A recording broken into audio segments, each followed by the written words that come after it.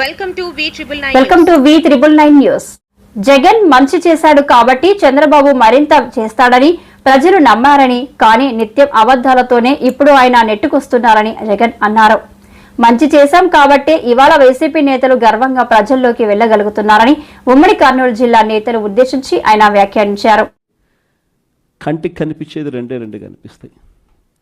ఒకటి, విలువలతో కూడిన రాజకీయాలు చేయడం. రెండవది, విశ్వసనీయత అన్న పదానికి అర్థం చెప్పిన పార్టీ ఏదైనా రాష్ట్ర చరిత్రలో ఉంది అంటే అది వైఎస్ఆర్ కాంగ్రెస్ పార్టీ అని చెప్పి కూడా గర్వంగా చెప్తారు. నిజంగా ఈ రెండు పదాలే వైఎస్ఆర్ కాంగ్రెస్ పార్టీ నడిపించి, అదే మాదిరిగా ఒక నాయకుడిగా గట్టిగా ఈ సిద్ధాంతాలను నమ్మి ఒక నాయకుడిగా అడుగులు ముందుకు వేశాను. నాలో ఈ గుణాలను చూసి మీరంతా కూడా నాకు తోడుగా ఇన్ని సంవత్సరాల పాటు అడుగు వేశారు. ఈరోజు నేను ఒకటి చెప్తా ఉన్నా. రాజకీయాలలో గెలుస్తాం, ఓడిపోతాం, ఇది వేరే విషయాలు. కానీ ఈ రోజుకి కూడా ఖచ్చితంగా ఒకటైతే చెప్తాను. వైఎస్ఆర్ కాంగ్రెస్ పార్టీకి సంబంధించిన ఏ నాయకుడైనా కూడా, ఏ జెడ్పీటీసీ అయినా, ఏ ఎంపీటీసీ అయినా, ఏ సర్పంచ్ అయినా, ఏ వార్డు మెంబర్ అయినా, ఏ కార్యకర్త అయినా కూడా, జిల్లా స్థాయి నుంచి గ్రామ స్థాయి వరకు ఏ నాయకుడైనా, ఏ కార్యకర్త అయినా కూడా గర్వంగా కాలర్ ఎగరేసుకొని ఏ ఇంటికైనా వెళ్ళి ఆ ఇంట్లో చిక్కటి చిరునవ్వుల మధ్య వాళ్ళ ఆశీస్సులు తీసుకునే కెపాసిటీ, వాళ్ళ ఆశీస్సులు తీసుకునే పరిస్థితి ఏ నాయకుడికైనా ఉంది అని అంటే అది ఒక్క వైఎస్ఆర్ కాంగ్రెస్ పార్టీ నాయకులకు మాత్రమే ఉందని గర్వంగా చెప్పగలం.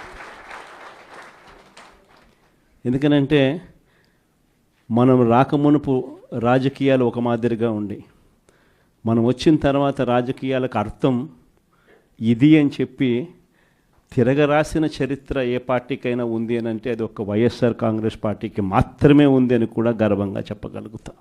మనమంతా ప్రజల తరపున వాళ్లకు తోడుగా నిలబడాల్సిన సమయం వచ్చింది. గ్రామ స్థాయి నుంచి మనం బలోపేతం, మళ్ళీ ఆర్గనైజ్డ్గా బలోపేతం జరగాలి. జిల్లా స్థాయిలోనూ, మండల స్థాయిలోనూ, గ్రామ స్థాయిలోనూ, ప్రతి స్థాయిలోనూ కూడా మనమంతా కూడా క్యాడర్ను మొత్తం ఏకం చేయాలి. ఆర్గనైజ్డ్ పద్ధతిలోకి తీసుకొని రావాలి.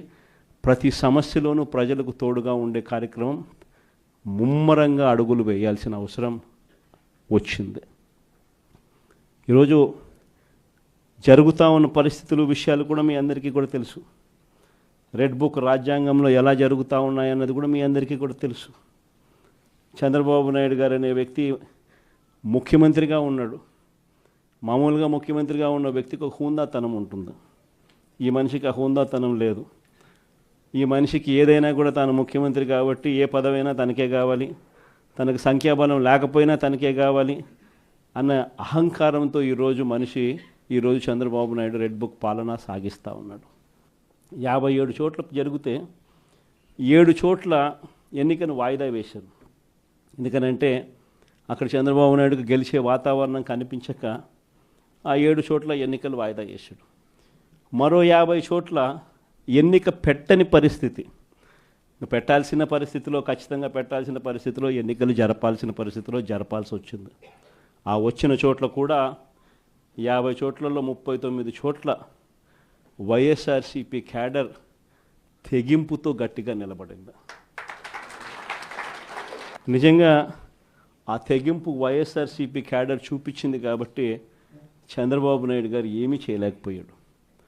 ఎంత దారుణంగా చంద్రబాబు నాయుడు గారు అనే వ్యక్తి ప్రవర్తిస్తూ ఉన్నాడు అన్నదానికి నిదర్శనం. ఎక్కడా కూడా చంద్రబాబు నాయుడు గారికి మెజారిటీ లేదు. ప్రతి చోట కూడా వైఎస్ఆర్సీపీ కోవిడ్ తర్వాత జరిగిన ఎన్నికలు, అంటే 2 ఏళ్ల తర్వాత జరిగిన ఎన్నికల్లో, 2.5 సంవత్సరం 2.5 సంవత్సరం తర్వాత ఎన్నికలు జరిగాయి. ఆ ఎన్నికల్లో వైఎస్ఆర్ కాంగ్రెస్ పార్టీ స్వీప్ చేసిన పరిస్థితులు మనందరికీ కూడా తెలుసు. ఎక్కడా కూడా చంద్రబాబు నాయుడుకు బలం లేదు.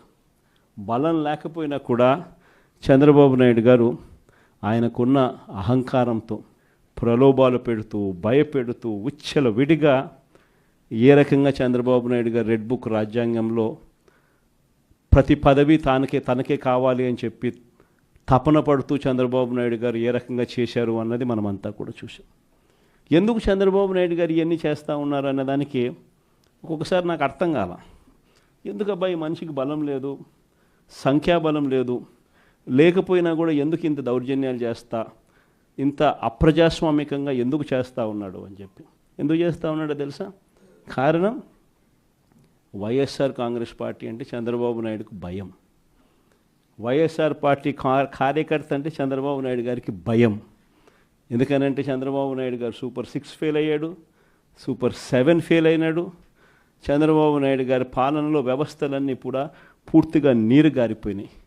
ఇలాంటి పరిస్థితిలో ప్రజలందరూ కూడా తెలుగుదేశం పార్టీకి సంబంధించిన క్యాడర్ ఎవరూ కూడా ప్రజల దగ్గరికి వెళ్ళే పరిస్థితి లేదు. చంద్రబాబు నాయుడు గారి క్యాడర్, ఆయనకు సంబంధించిన ఎంపీటీసీలు కానీ, ఆయనకు సంబంధించిన కార్యకర్త కానీ ఎవరైనా కూడా ప్రజల దగ్గరికి వెళ్తే ఇంట్లో నుంచి చిన్న పిల్లలు సైతం క్యాడర్ను కూడా తిరగనిచ్చే పరిస్థితి ఉండదు. క్యాడర్ను సైతం, చిన్నపిల్లలు సైతం ఇంటికి పోతూనే మా 15,000 సంగతి ఏమిటి అంటారు. అమ్మలు మా 18,000 సంగతి ఏంటి అని అంటారు. వాళ్ళ అమ్మలు మా 48,000 సంగతి ఏమిటి అంటారు. ఇంట్లో రైతన్నలు మా 26,000 సంగతి ఏమిటి అని, ఉద్యోగం ఎతికే పిల్లలు మా 36,000 సంగతి ఏమిటి అని చెప్పి ఇలా ప్రతి ఒక్కరూ ఇంట్లో ప్రశ్నిస్తారని కనీసం క్యాడరు, కనీసం ఇండ్లకు కూడా పోని పరిస్థితిలో చంద్రబాబు నాయుడు గారి పార్టీ ఈరోజు పరిపాలన సాగిస్తూ ఉంది.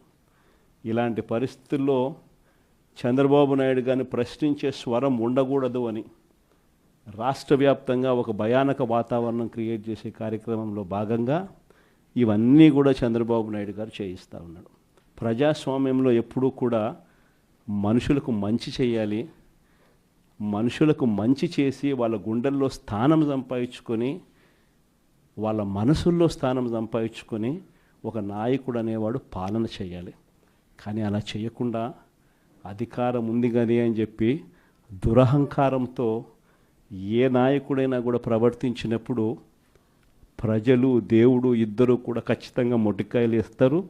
ఆ మొట్టికాయలు ఎంత దారుణంగా ఉంటాయి అని అంటే చంద్రబాబు నాయుడు గారికి నెక్స్ట్ ఎలక్షన్లకు వచ్చేసరికి సింగిల్ డిజిట్స్ కూడా రాని పరిస్థితులకి ఆయన పడిపోతాడు.